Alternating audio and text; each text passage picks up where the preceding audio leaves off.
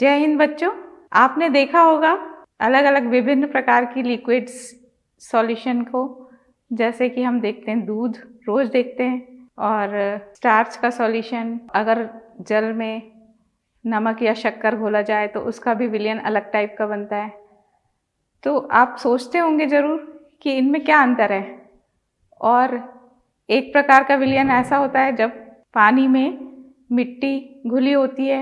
आप देखते होंगे बारिश के दिनों में जो पानी आता है उसमें मिट्टी घुली होती है, तो वो कुछ अलग प्रकार का दिखता है। उसको हम थोड़ी देर के लिए अगर रख देते हैं तो उसमें जो डस्ट के पार्टिकल्स हैं वो नीचे जमा हो जाते हैं। तो मुख्यतः आप देख रहे हैं कि 3 प्रकार के विलयन हैं और उनमें क्या अंतर है, ये कौन से विलयन किस प्रकार के हैं, इसके बारे में आपके मन में जरूर जिज्ञासा उठती होगी। और कुछ आप देखते हैं जैसे कि बादल, कोहरा क्यों बनता है, और जब मिट्टी वाले पानी में हम फिटकरी घुमाते हैं तो पानी क्यों साफ हो जाता है। तो ये सब बहुत सारे ऐसे उदाहरण हैं। समझ गए होंगे आप लोग हम किस चैप्टर की बात कर रहे हैं। जी हाँ, आपने सही समझा, सतह रसायन की बात कर रहे हैं हम आज सतह रसायन पढ़ते हैं। यह वह शाखा है जिसके अंतर्गत हम ठोस या द्रव की सतह पर होने वाले परिवर्तन तथा जो परिवर्तन हो रहे हैं उनकी क्रियाविधि किस प्रकार की है इसका अध्ययन करते हैं, और यही पृष्ठ रसायन कहलाती है। तो इस चैप्टर में हमें उनकी सतह पर ठोस के, द्रव के और गैस के सतह पर होने वाले परिवर्तन को देखना है, उनकी क्रियाविधि के बारे में पढ़ना है। पहला टर्म जो हम पढ़ने जा रहे हैं वो अधिशोषण है, एड्सॉर्प्शन। जब इसे हम कि निम्न प्रयोग द्वारा समझा सकते हैं। जल वाष्प से भरे पात्र में सिलिका जल लटकाने पर उसकी सतह पर जल वाष्प संचित हो जाती है, और यह जो जल वाष्प का संचय है यह उसके सतह पर होता है सिर्फ, और इसे हम अधिशोषण कहते हैं। ठोस या द्रव की सतह पर दूसरे पदार्थ का संचित होना अधिशोषण कहलाता है।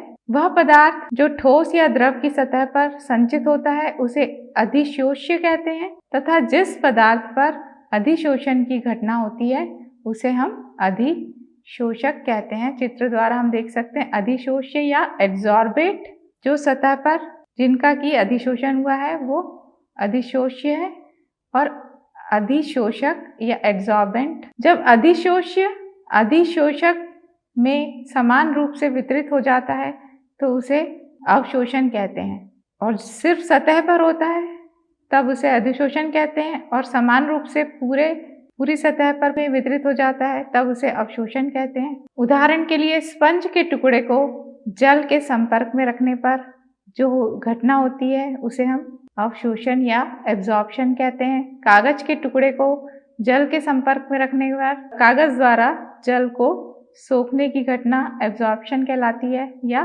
अवशोषण कहलाती है। NH3 गैस को जल के संपर्क में रखने पर भी अवशोषण होता है। निर्जल कैल्शियम क्लोराइड को जल वाष्प के संपर्क में रखने पर भी अवशोषण होता है। अब अधिशोषण और अवशोषण में जो बेसिक डिफरेंस है, मुख्य अंतर है, अधिशोषण के केस में यह जो घटना होती है यह सतह पर होती है, अधिशोषक की सतह पर घटित होते हैं, और अवशोषण की जो क्रिया है यह स्थूल घटना है, अर्थात यह अधिशोषक के संपूर्ण भाग में घटित होती है। दूसरा जो डिफरेंस है इसका, अधिशोषण में अधिशोष्य की सांद्रता सतह पर अधिक होती है, अवशोषण में अधिशोष्य की सांद्रता सभी जगह एक समान रहती है। अब हम इसके प्रकार देखेंगे, अधिशोषण के प्रकार, भौतिक अधिशोषण एवं रासायनिक अभिशोषण। भौतिक अधिशोषण या फिजिकल एड्सॉर्प्शन या रासायनिक अधिशोषण या केमिकल एड्सॉर्प्शन। भौतिक अधिशोषण में जब अधिशोषक व अधिशोष्य के मध्य दुर्बल वॉन डेर वाल्स रहते हैं, उनके द्वारा वो जुड़े होते हैं, तब ऐसी घटना को भौतिक अधिशोषण कहते हैं। उदाहरण के लिए अवरक की सतह पर नाइट्रोजन का जो अधिशोषण है वह भौतिक अधिशोषण है, जिसमें दुर्बल वॉन डेर वाल बलों द्वारा वो जुड़े रहते हैं सतह से। रासायनिक अधिशोषण जब अधिशोषक व अधिशोष्य के मध्य प्रबल रासायनिक बंध बनते हैं तो उसे हम रासायनिक अधिशोषण कहते हैं। उदाहरण के लिए निकल की सतह पर हाइड्रोजन का जो अधिशोषण होता है, इसमें जो बंध बन जाता है वो रासायनिक बंध बन जाता है इन दोनों के मध्य, और इसलिए ये रासायनिक अधिशोषण होता है।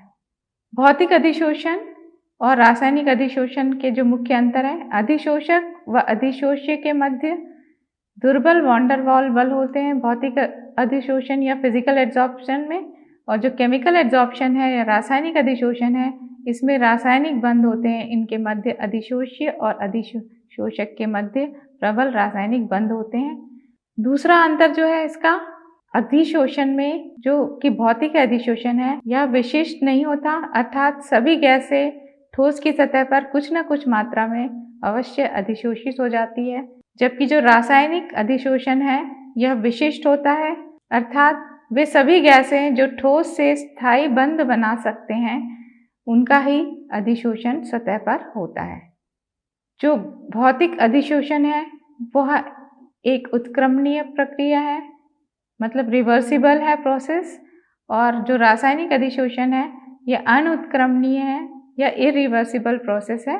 भौतिक अधिशोषण की सक्रियण ऊर्जा की आवश्यकता कम होती है और रासायनिक अधिशोषण में सक्रियण ऊर्जा की आवश्यकता अधिक होती है, क्योंकि इसमें रासायनिक बंध बनते हैं। भौतिक अधिशोषण में ऊर्जा का मान 20 से 40 किलो जूल प्रति मोल होता है। रासायनिक अधिशोषण के लिए जो ऊर्जा का मान है वो 80 से 240 किलो जूल प्रति मोल होता है। भौतिक अधिशोषण में बहु आणविक परत बनती है और रासायनिक अधिशोषण में एक ही अणु की परत होती है, इसमें एक लेयर होती है बस। भौतिक अधिशोषण ताप बढ़ाने पर कम हो जाता है, रासायनिक अधिशोषण ताप बढ़ाने पर बढ़ जाता है। भौतिक अधिशोषण में वे गैस जो सरलता से द्रवित होती हैं उनका अधिशोषण अधिक होता है। रासायनिक अधिशोषण में जो गैस ठोसों से रासायनिक बंध बना लेती हैं उनका अधिशोषण अधिक होता है। ठोसों की सतह पर गैसों का अधिशोषण और इन पर प्रभाव डालने वाले जो कारक हैं, पहला तो है गैसों की प्रकृति। वे गैस जो सरलता से द्रवित हो जाते हैं जैसे कि कार्बन डाइऑक्साइड, SO2, NH3 आदि, इन गैसों का अणुभार तथा क्रांतिक ताप उच्च होता है।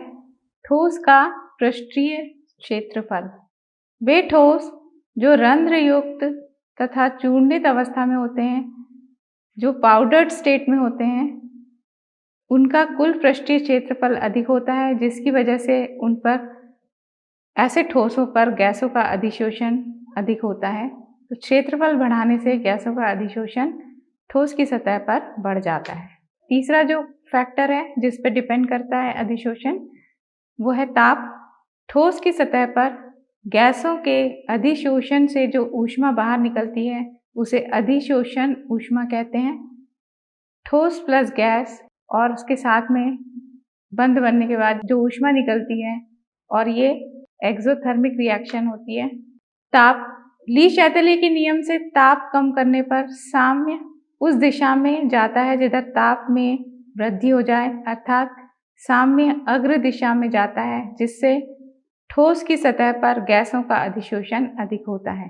दाब, फ्रेडलिक ने स्थिर ताप पर ठोस की सतह पर गैसों के अधिशोषण की मात्रा तथा गैस दाब के मध्य एक ग्राफ खींचा था, जिसे कि फ्रेडलिक का समतापी वक्र कहते हैं।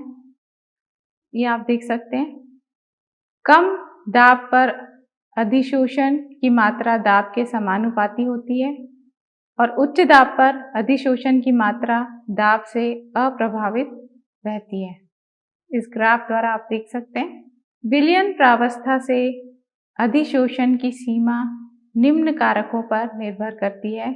ऐसे फैक्टर्स जिनमें अधिशोषण विलयन प्रावस्था में होता है, पहला जो कारक है, फैक्टर है, ताप बढ़ाने से अधिशोषक या अधिशोषण कम हो जाता है।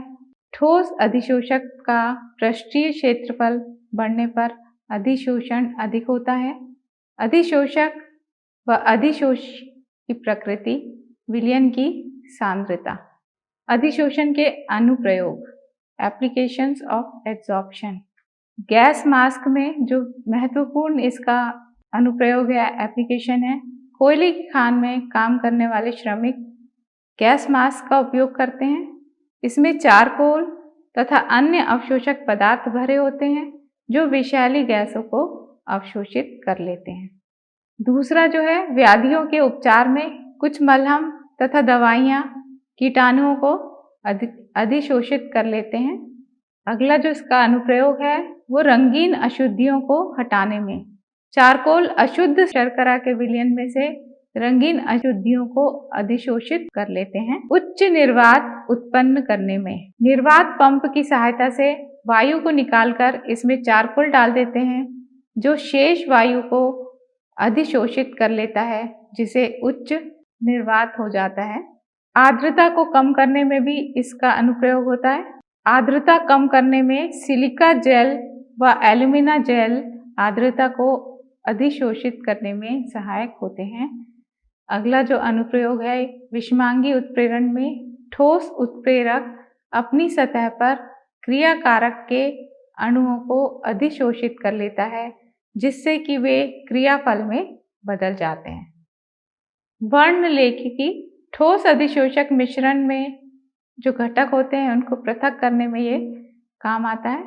अक्रिय गैसों को पृथक करने में भी ये मदद करते हैं, जैसे कि नारियल चारकोल अक्रिय गैसों के मिश्रण में से अधिक अक्रिय गैसों को पृथक करने में काम आता है। उत्प्रेरण या कैटलिस्ट वे पदार्थ जो रासायनिक अभिक्रिया के वेग को परिवर्तित कर देते हैं परंतु स्वयं बाहर तथा संगठन की दृष्टि से अपरिवर्तित रहते हैं, उन्हें हम उत्प्रेरक कहते हैं और इस घटना को उत्प्रेरण कहते हैं। उदाहरण के लिए जैसे कि नाइट्रोजन और हाइड्रोजन की जब अभिक्रिया होती है मॉलिब्डेनम की उपस्थिति में तो अमोनिया गैस बनती है। जो मॉलिब्डेनम है यहाँ पर उत्प्रेरक का कार्य कर रहा है।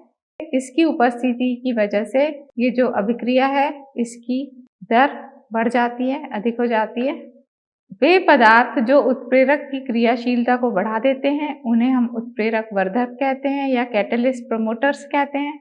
और इस क्रिया में जो मॉलिब्डेनम है वह कैटलिस्ट प्रमोटर या उत्प्रेरक वर्धक का कार्य कर रहा है। और ऐसे पदार्थ जो उत्प्रेरक की सक्रियता को कम कर देते हैं उन्हें हम उत्प्रेरक विष कहते हैं या कैटलिस्ट पॉइजनिंग कहते हैं। उत्प्रेरण के प्रकार टाइप्स ऑफ कैटलिस्ट, ये मुख्यतः दो प्रकार का होता है, समांगी उत्प्रेरण या होमोजेनस कैटलिस्ट और विषमांगी उत्प्रेरण या हेट्रोजेनस कैटलिस्ट। समांगी उत्प्रेरण या होमोजेनस कैटलिस्ट जब क्रियाकारक, क्रियाफल तथा उत्प्रेरक की तीनों की प्रावस्था समान होती है तो ऐसे उत्प्रेरण को हम समांगी उत्प्रेरण कहते हैं। उदाहरण के लिए जब सल्फर डाइऑक्साइड और ऑक्सीजन नाइट्रोजन मोनोऑक्साइड की उपस्थिति में अभिक्रिया करता है, जो कि नाइट्रोजन मोनोऑक्साइड जो कि कैटलिस्ट है, तो सल्फर ट्राइऑक्साइड गैस बनती है। अगला उदाहरण है CH3COOCH3 मिथाइल एसीटेट।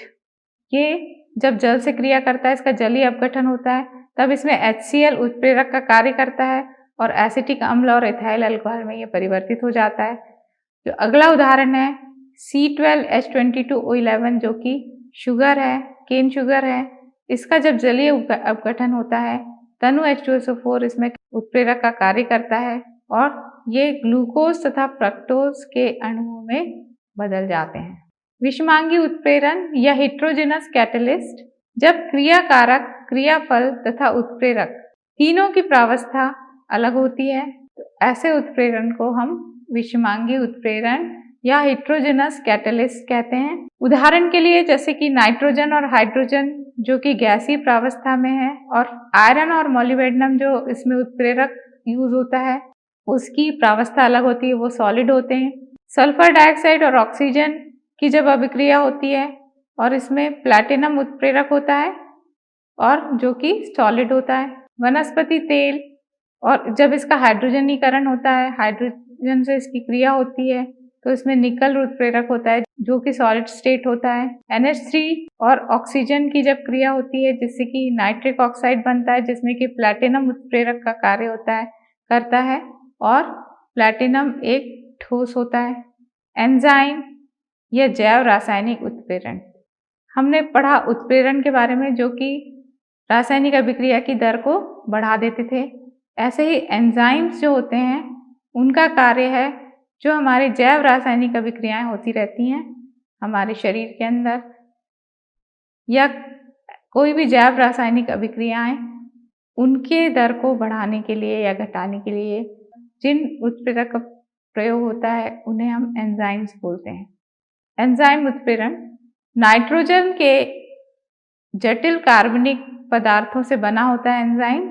एंजाइम उच्च अणुभार वाले प्रोटीन होते हैं मुख्यतः, और ये पेड़ पौधों व जीव जंतुओं में होने वाली क्रियाओं को उत्प्रेरित करते हैं, अतः इन्हें जैव रासायनिक उत्प्रेरण कहते हैं। जीवों में जो होने वाली रासायनिक अभिक्रिया है उनका उत्प्रेरण करते हैं ये, इसलिए इन्हें जैव रासायनिक उत्प्रेरण भी कहते हैं। एंजाइम से होने वाली जो अभिक्रियाएं हैं उसमें से जो पहला उदाहरण है आप देख सकते हैं C12H22O11 जो कि केन शुगर है।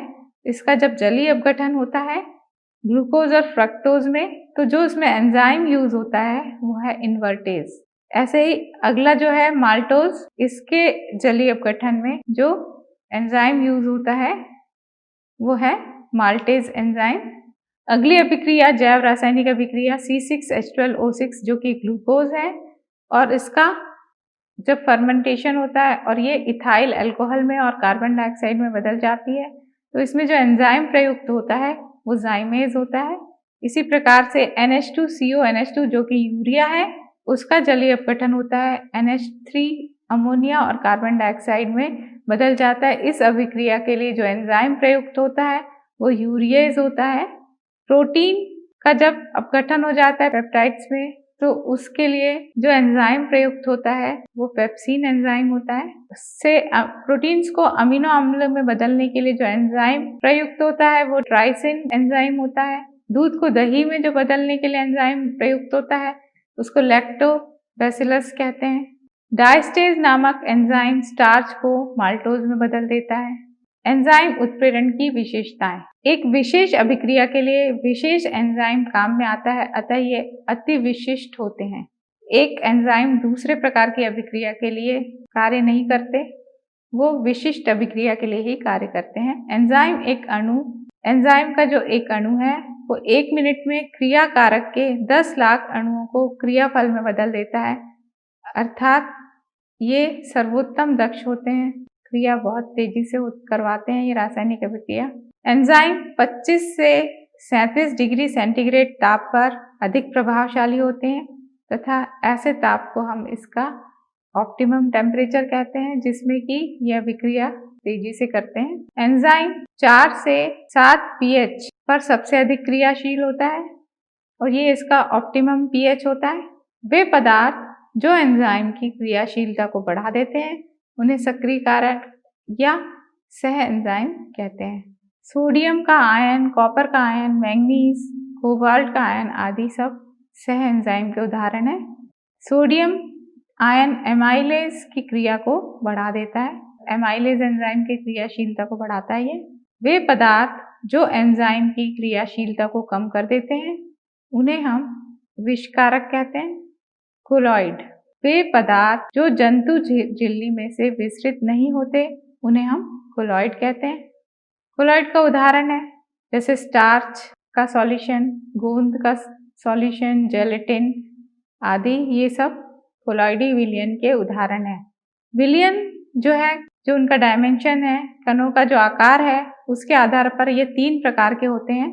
वास्तविक विलयन, इनके कणों का आधार 1 नैनोमीटर से कम होता है।